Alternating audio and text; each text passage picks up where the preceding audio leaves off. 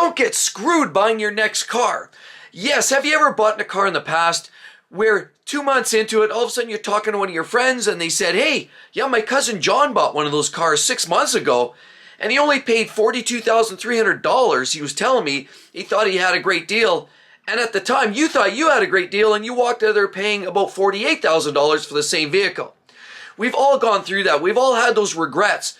We've all had those buyer's remorse. We've all had those situations where we look after the fact 2 months out and we see that we grossly overpaid, where dealers are now advertising vehicles, same type of vehicle as yours, but for substantially less money. And we know you got hooped because you even traded your vehicle and essentially gave it away. So you know you got the short end of the stick. We've all been there. I've been there. You've probably been there. Don't get there again. And so let's talk about some of those storylines. I've got 5 key items that you have to think about so you don't go outside of the dealership with that new set of keys and vehicle and know that you got hooped a few months later. First of all, let's just talk about the first point. I would strongly advise you go down and get pre-approved for a loan. Go do your local bank or your lending facility or credit union or somebody that tends to lend you money. Go down there and is assuming you have a reasonable credit. Let's go in there and get pre-approved for a set amount that you have. You know that vehicle is in your particular budget. Say you have a $50,000 vehicle targeted. Make sure that you go in there with that amount that you might have to borrow, what's the best interest rates you can negotiate, and maybe shop around. Go to your typical bank, go to your secondary bank, maybe check a credit union, and maybe check a few options. And then you basically know right away what your best options are going to be. That way, when you walk into the dealer, you can also ask them their rates. And so if you're negotiating on a brand new car, for example, you can ask them, well, what's the best rate you can give me? Well, they'll say, well, run your credit. Be careful with that because the more times people check your credit history, that actually does potentially take a toll on your actual credit score. If you've been inquiring a lot about it, it does reflect. But the bottom line is, you can ask that vendor or specifically that OEM of the car manufacturer what they would be able to give you based on your previous history. And they'll go in and they'll run some numbers. They'll come back to you and say, look, we can give you this $48,000 vehicle for this amount of months, this amount of years, these conditions, and here's your going rate. With this much down, this is what you'll pay per month. So it's good to have that in hand already, knowing what you're pre-approved, because there's nothing worse than not being pre-approved, walking in there and essentially just seeing that shiny new toy and then paying what they want to charge you. They'll charge you basically whatever. And they might give you a reasonable rate, but they might not. And how would you ever know? You won't know until you've been pre-approved in advance before you even go car shopping, so you know, in fact, what you're good to borrow and how much you're expecting to pay for an interest rate. Remember, people are paying now as much as 12, 15%, as much as 22% for subprime borrowers. So you want to make sure that you get the best rate possible, because the last thing you want to do is be locked into an 8 or 9 year loan term with a high interest rate in that 12, 15% or even higher. You'll never get out of it. You'll be underwater in 6 months and you'll definitely never really own that vehicle. So definitely want to do your homework and get pre-approved for a loan. The next tip, I have to say, you've got to do your research. Think about those things that you really want to have and think of those things, the fundamentals that you need to have. Do you need to have all-wheel drive? Maybe you need to drive this vehicle in the winter time because it's your only vehicle. Well, why would you get a rear-wheel drive sports car like a Mustang or a Corvette if you know you need to drive it all year round? Think about the basic necessities, the fundamentals, and don't stretch that. Don't think, well, you know what, this is a high-performance car, it has all-wheel drive. For example, like a Lamborghini, oh, it has all-wheel drive, but it's not really intended that way. And the all-wheel drive systems don't function that way as you would with, for example, a Toyota hybrid that has an all-wheel drive system that clearly will get you through the ice and snow. So make sure that you know what your list of needs are. It's so important that you have that identified before. You've got to think about fuel economy. Obviously, if you're buying a car, you've got to think, hey, I might own this for 3, 4, 5 years, maybe 10 years. And do I want to be stuck with a vehicle that's going to get, maybe 15, 12 miles per gallon? So you need that big 3/4 ton truck? Well, if you need it for hauling, you need it. So that might be part of the needs. But if you just want it because you want a big truck and be the hot shot riding down the road, well, then know that you might be paying a lot of fuel. And think about, is that sustainable for the long term? Do you want to be stuck paying $150 a week for fuel, or is there another option? Maybe you don't want to be tied up to heavy fuel costs. Maybe you got to think about smaller engines, 4-cylinder, 6-cylinder engines, maybe hybrid drivetrains, maybe other options, maybe EVs. But whatever that is, think about what your fundamental needs are and can you live with that vehicle long term. Also, you have to check insurance costs. It's so critical. People don't even realize electric vehicles, for example, are classic. People buy them thinking, hey, I'm saving the world, I'm saving the environment. In retrospect, then they find after the fact that insurance costs are twice as high in some cases, or at least 50% more than they were paying on their small ICE vehicle. And now they're stuck with high insurance rates. Sure, they might be saving a little bit on fuel, but then of course, when you're actually stuck, you're trying to charge your vehicle in minus 35 degrees Celsius weather, like we're currently having here in Alberta, then you could be snookered and you're standing outside at a cold stop trying to wait for your vehicle to charge, and you only get the half the distance. So is that practical? And does that make sense for you? Maybe you're in California or Houston or Florida or Texas and electric vehicles work for you. But remember, what are the fundamental needs and then what are the wants? What do you want? Do you want performance? Do you want something that looks great? Think about those things, and then of course think about the nice to haves. Well, I don't necessarily need to have this specification. I don't necessarily need to have these options. Do I need a sunroof? Do I need leather interior? Do I need all those extras? Yes or no? Again, think about in advance what you want, what you need, and don't go into the dealership thinking all of a sudden, well, you know, I'm pretty flexible. No, know what you want, know what you need, and don't stray from that. Do your research in advance and make sure that when you're walking and talking to the dealer, that you're right to the point and you don't let them fast talk you into buying something you didn't even research. Another tip is also research the dealers you're thinking about. For example, maybe you want to buy a Ford pickup truck. Maybe you want to buy a Dodge or a Ram. Well, do the research. I can literally speak from example where recently one of my vehicles in Alberta here, where I had to get some servicing done, I had to chase them. Their service people aren't answering calls. I get transferred again and again and again. It took me 2 weeks just to talk to a service advisor, in which case I finally got through, asked them what I needed. They said they'll get back to me. They had to research some numbers for an estimate, and they never called me back. I ended up calling them 2 weeks later. I finally got a response. It was still hit and miss, and honestly, it was so frustrating. I actually wanted to call the actual dealership or the service manager. They said, oh, wait a minute, they're not in. Here's the assistant manager. So they patched me through to a voicemail there. Then I call back. I said, I need to talk to GM or general manager. Then I get voicemail again. I had nothing worse than getting the runaround. And trust me, there's lots of it nowadays. It's the Alberta advantage. And I've experienced that personally recently, where all you do is get the runaround. Yeah, then you start to feel lucky, graced by their very presence that they actually answer the phone call. And then you're willing to bend over backwards, grab those ankles, and take it like a champ. Unfortunately, that's not really what we're here for. You're the customer. You should be getting the actual long end of the stick, and oftentimes a lot of these dealers are treating you like a second-class citizen. Certainly that's the way I felt recently, and I don't like that.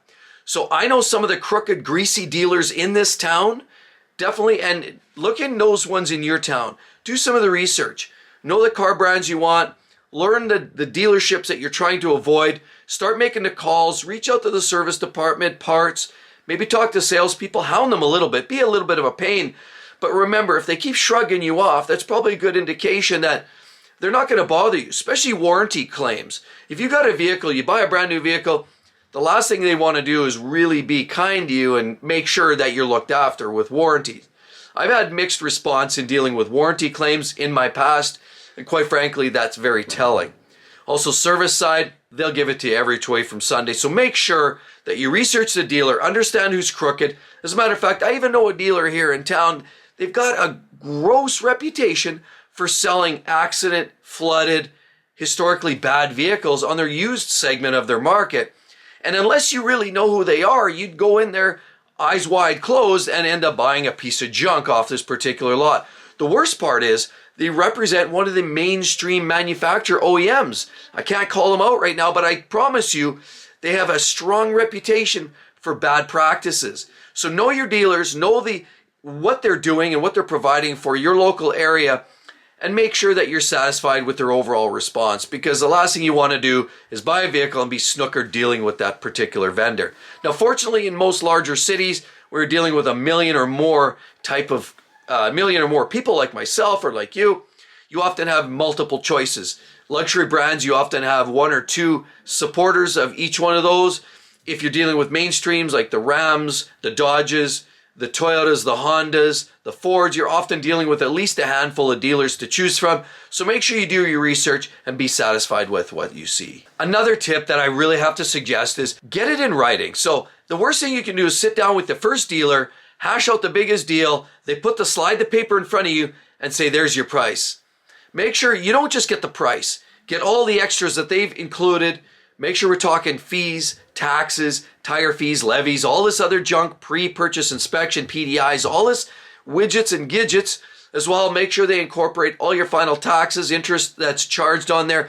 Everything right to the nine, out the door. OTD price, out the door. I can't emphasize that enough. Don't just get your subtotal, get your grand total out the door with all your taxation. Because in places like Canada where we're taxed up the hilt, where you could earn 100 grand a year and you're good for 20 grand is all you take home at the end of the year. Countries like this, every dollar matters and every dollar counts. So when you're taxed, make sure you don't just include your general sales tax. Make sure you've got luxury tax, provincial taxes, harmonized sales taxes. All those taxes have to be included. Make sure all the add-ons, out the door price is included. That way, A, you know what you're dealing with. B, you can scrutinize line item by line item. And C, you have an opportunity to shop around and challenge the deal and maybe go somewhere else. So another really, really big tip is try to keep all of those components of your negotiation separately. Remember, the car loan. So let's just say hypothetically you like the interest rates or the finance or the lease that you're getting from that particular vendor. Maybe you like the rates. Maybe you like the terms and conditions. That's fine. Negotiate that. But don't negotiate that with a trade-in. Trade-in's its own separate negotiation. When you go into the dealership, never tell them in advance you're taking out interest. You're taking out a loan or a lease directly right away. Say you're debating, you're looking at certain options, cash, maybe looking at your own bank and maybe see what they have in your option. Play a little coy in terms of the leasing and finance options. But understand that your loan is one financial negotiation as well as your trade-in. You have to negotiate that separately, and you don't bring that to the table until later in the conversation after you've already figured out the price, out the door price of that vehicle that you're buying. So you want to negotiate on the new vehicle. That's one number. You want to chisel that, get as tough as you can there. And we know they play a game and they're not going to give their vehicles away. But remember, the longer a vehicle sits on the car lot, and we have lots of conversations about that topic, make sure that the longer these vehicles are sitting, so in other words, less popular vehicles or vehicles that are overloaded, for example, Ram pickup trucks, Jeeps, way too many on the car lots, you can probably do some of that research. You can get the numbers, the hard numbers, and you know pretty quickly how long they've been sitting on the lot. Get those numbers, understand if the vehicle's not selling particularly well, that helps your negotiation. So negotiate the sale price of that vehicle first. Then you come at them with the idea of, loan, finance terms, all of that jazz, lease, whatever those rates are. If it works, if it doesn't work, whether you decide to use your own banking options or whatever. And then, of course, oh, wait a minute, you know what? I do have this 1985 Ford Ranger. I'm thinking maybe now about, possibly trading it in, but I need a good number for that.